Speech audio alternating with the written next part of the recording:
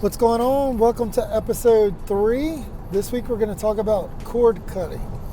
And when I say cord cutting, what I mean is essentially getting rid of your typical cable, whether that's satellite or a cable that you have through a phone company or an internet service provider who offers your Wi-Fi, if you will, at your house.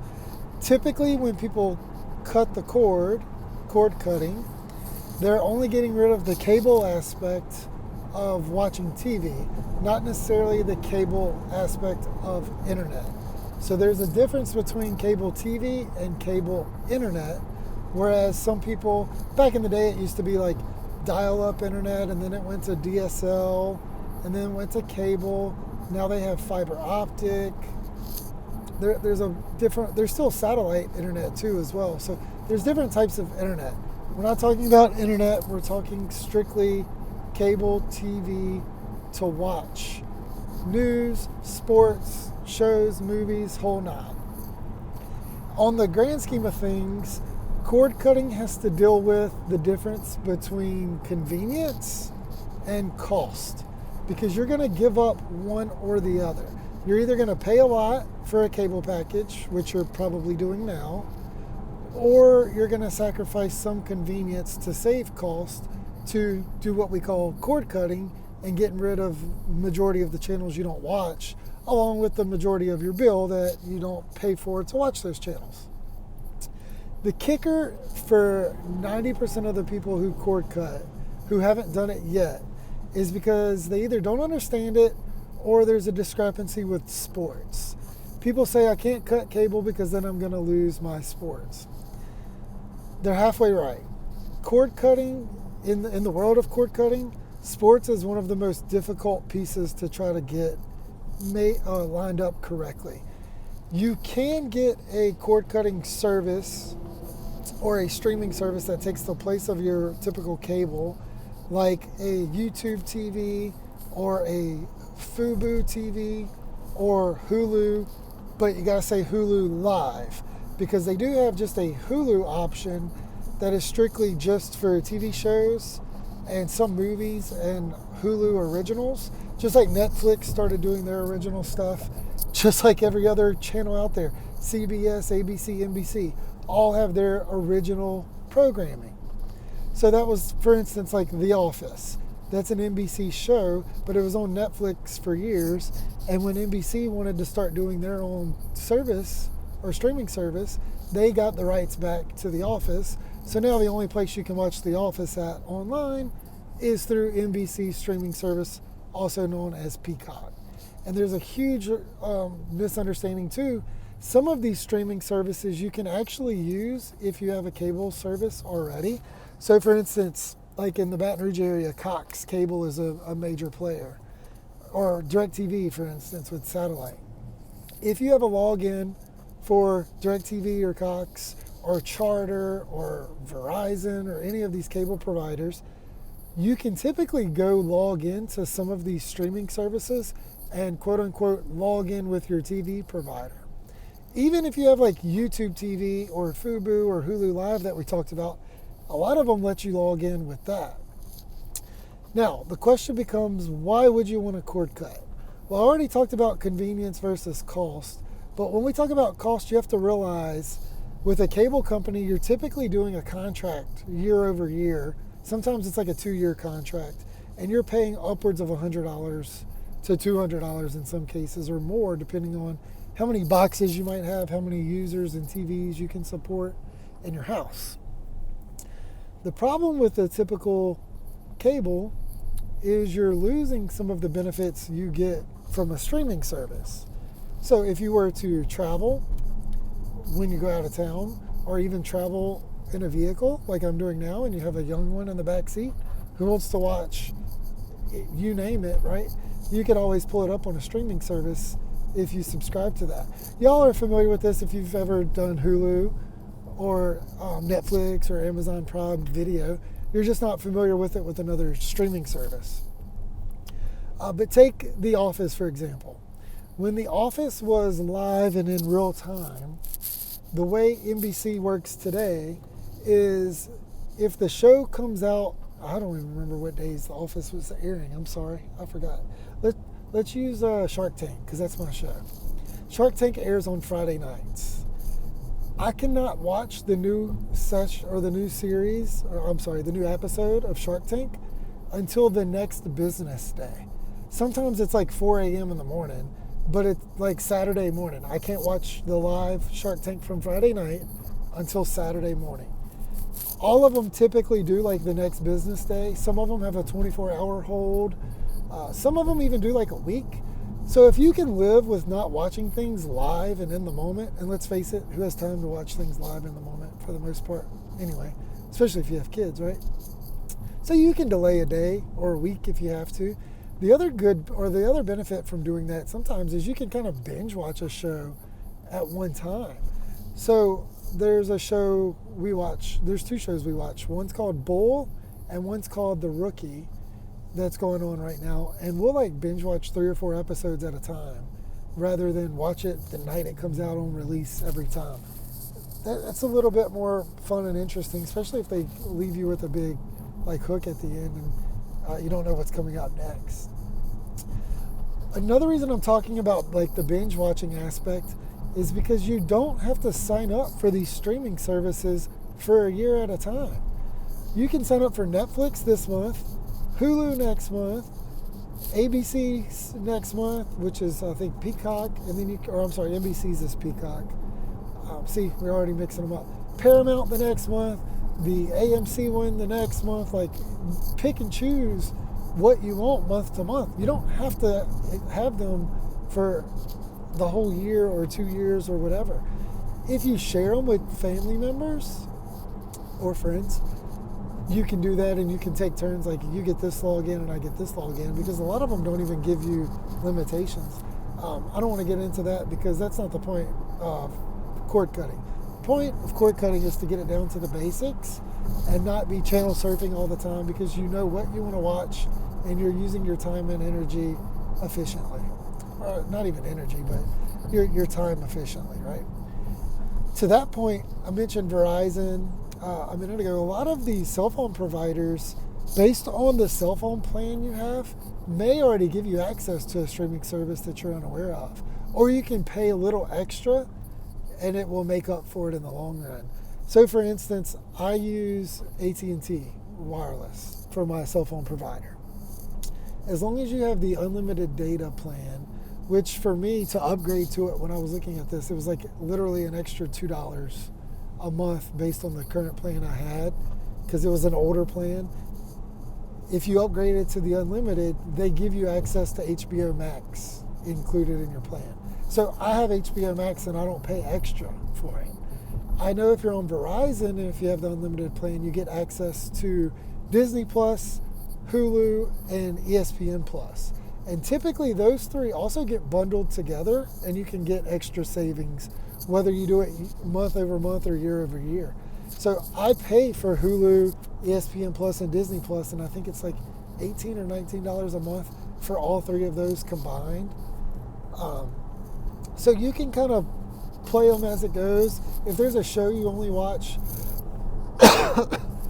if you know you only watch, let's say The Office, and it's on NBC, and you want to binge it all summer, get NBC's service for the summer and then drop it, and then sign up for YouTube TV, which is a little bit more expensive at like $60 or $70 a month for the fall, so you can watch football, right? So you got to stop thinking about this in terms of I'm going to be paying $70 a month for forever because that's where all the shows I want are, or that's where all the football games are, or baseball, or what have you. You can mix and match these plans. ESPN Plus is pretty inexpensive in relation to an overall cable plan, if you will. And if you just want to watch college baseball or something, you can pretty much get them all on there. If you want to watch pro baseball, there's an MLB plan you can get to just follow your team. If you just want to watch NBA, there's certain plans you can do to just follow a team, I believe. Don't quote me on the sports. I'm not too much of a sports person, which is probably why I'm okay cord cutting, and a lot of you may not be. But that's there. Now, what about if there's a show that you don't know where it's available or where you want to watch it? There's a website I use like crazy. It's called justwatch.com. I'll link it in the description for the notes, as well as a link to a blog post I made about cord cutting. But I use justwatch.com for like literally anything I want to watch. Because if there's a movie, the other night we were wanting to watch Ghostbusters. So you can go into the app, type Ghostbusters, and it'll pull up all of the Ghostbusters throughout the years, and it'll tell you where you can go watch it. Come to find out, it's available with AMC. And AMC also has a free plan that you can watch things on sometimes too. So you also have to keep that in mind. There's tons of free apps that you can watch all kind of crazy stuff on. Shows you might not even be aware of. Like a few years ago, I was wanting to watch The Apprentice when Trump was running for president, just because a lot of people mentioned it and talked about it. I was like, I've never seen it. I'd like to watch The Apprentice. We had cut the cord, so I didn't know where it would be available, especially since it's no longer running.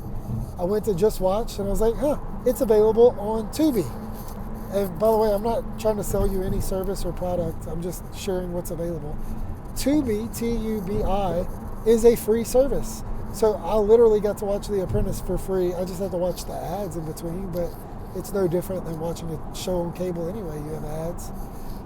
Another really popular one for free shows is Pluto.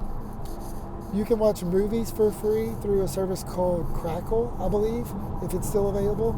The app website called IMDb, which stands for Internet Movie Database, also has an app where you can stream movies pretty regularly. And then lastly, if you have a library card, I always push libraries. You can get a library card for the parish or county you live in and the one you work in, because that's where your tax monies are going to. And you can rent movies, TV shows through your local library, through their digital app, whatever they may have. A really popular one there is called Libby, L-I-B-B-Y. So there's a ton of places you can get free content. So if you just don't know what you're ever watching and you just want to watch something, there's tons of apps for free, inexpensive, that you can kind of get bundles, or you can find just about anything and everything you're looking for. There's apps just for old like westerns and western movies and TV shows like Gunsmoke and things like that, where you can literally just pay a subscription of less than $10 a month probably, and you get access to hundreds of thousands of those shows and movies. So the content is there, and it's getting spread out, and the cable companies are a dying breed in this case. But don't think of it, again, as I have to pay this for a year. There's a lot of things you do get a discount if you pay for the year, but you don't have to. You can do it month to month to month. And then lastly, there's a website I want to share with y'all called suppose.tv, suppose.tv. If you know what TV shows, or I'm sorry, not shows, if you know what channels you want, so like for instance, if you know you want ABC, Hallmark, the HGTV, and like let's say the cooking channel. If those are 4 shows that you know you cannot live without, or channels, you can go to this website and tick the boxes for those channels, and it will tell you what subscription service offers those channels. So it might suggest something like Sling or Hulu, YouTube TV, any of the streaming services that are available. It can tell you which ones offer the specific channels you want, so you only have to pay for what you use. And I think, you can quote me on this, but I believe if you were to cut the cable and only pay for apps and subscriptions to these services that you'll actually use, you might even find yourself watching less and less TV, or find yourself watching new things that you never knew existed. I've become a fan of MasterChef because we have Hulu, and there's like 12 seasons of MasterChef, and the kids' MasterChef, mind you. So much so that my son, every once in a while, is, Daddy, can we watch MasterChef? And it makes him want to start cooking with me. And I think I can also thank my mom and my aunt and my mother-in-laws for allowing him to help them cook and bake cakes. For me and my wife, this year, he helped bake both of our cakes. And they were actually good. I don't eat desserts or cakes a lot. Anybody that knows me knows that. And I ate both cakes, and they were really good. It did make me want to eat a lot more cake, but I ate them and I enjoyed it. So, if you have any questions about cord cutting in general, it's a never-changing landscape. There's always new streaming services. Prices goes up and down. Bundles pop up and down all the time. So you kind of have to keep up with it. Again, I'll reference what I mentioned back at the beginning. Convenience versus cost. You could literally cut your cable bill in quarters, if not even less than that, if you're willing to sacrifice a little convenience to find things or to have to pay and cancel and start all these subscriptions. It's worth it if you don't mind it, but you got to be able to put it in. And if you want some help, I told a friend of mine this. I'm not going to call them out. They know who they are. But if you don't think it can be done and you want me to help you, I will help you. And whatever money you save over your cable bill, you can just pay me. If you want to be able to still pay your cable bill, but make it a little bit easier on you, you can give me the first few months or year worth. And then after that, you can save all this money. That's a favor I will do for you. I love you so much. Or I love you that much, I will do that. So like I said, if you have any questions, please let me know. It's a completely different world to get in, but I think once you take the plunge, you might enjoy it. Last note, to that note, you can subscribe to the trials. Like you can have these things for a week or a month and test it out. And if it's not for you, it doesn't have to be. You can start small too. So like YouTube TV or Hulu Live or Fubo are three of the top players for the typical cable replacement. Try them out for a month. Worst case, you're out an extra $60. And best case, it works perfect and you can cancel your cable bill and save $100 a month. I could do another one on internet speeds, but you can also lower your internet speed. You're only going to need about 100, maybe 300 megabits. So if you're worried about that, your cable bill will drop, even if you're bundled, quote unquote, with telephone and cable and internet. So don't knock it till you try it. Hope you enjoyed it. Hope you learned something. Good luck in your ever-ending venture. Have fun. See ya.